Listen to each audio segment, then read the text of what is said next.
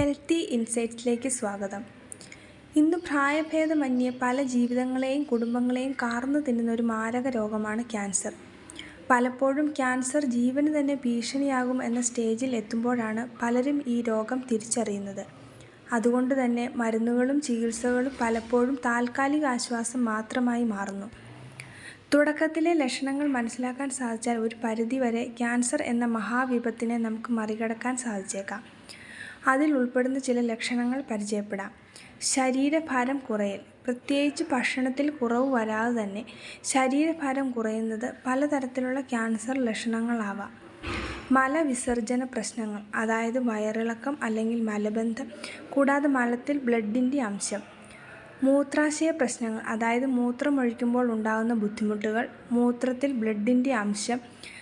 ഇവയൊക്കെ വൻകുടൽ, മൂത്രസഞ്ചി അല്ലെങ്കിൽ prostate cancer എന്നിവയുടെ ലക്ഷണങ്ങൾ ആവാം.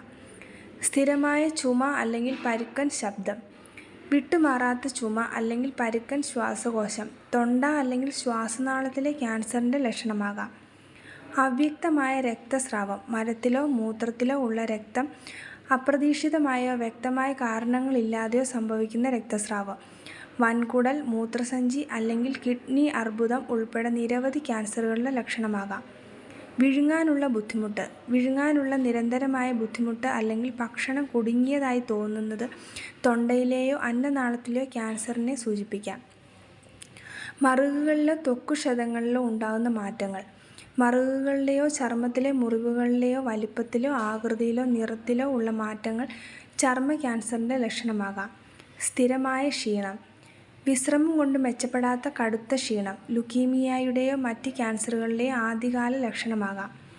വേദന. അതികഠിനമായ ശരീരവേദന, പ്രത്യേകിച്ച് അത് തുടരുകയാണെങ്കിൽ അസ്ഥി അല്ലെങ്കിൽ വൃഷണ ക്യാൻസറിൻ്റെ ലക്ഷണമാകാം.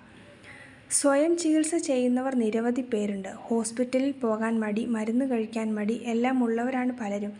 എന്നാൽ തുടക്കത്തിലെ തന്നെ കണ്ടെത്തി കൃത്യമായ ചികിത്സയോടെ നിസ്സാരമായി മാറ്റിയെടുക്കാൻ സാധിക്കുന്ന അസുഖങ്ങൾ ചിലപ്പോൾ ജീവന് തന്നെ ആപത്തായേക്കാം. അതിനാൽ അസുഖം വരുമ്പോൾ കൃത്യമായി വൈദ്യസഹായം നേടണമെന്ന അഭ്യർത്ഥനയോടെ നിർത്തുന്നു. നന്ദി.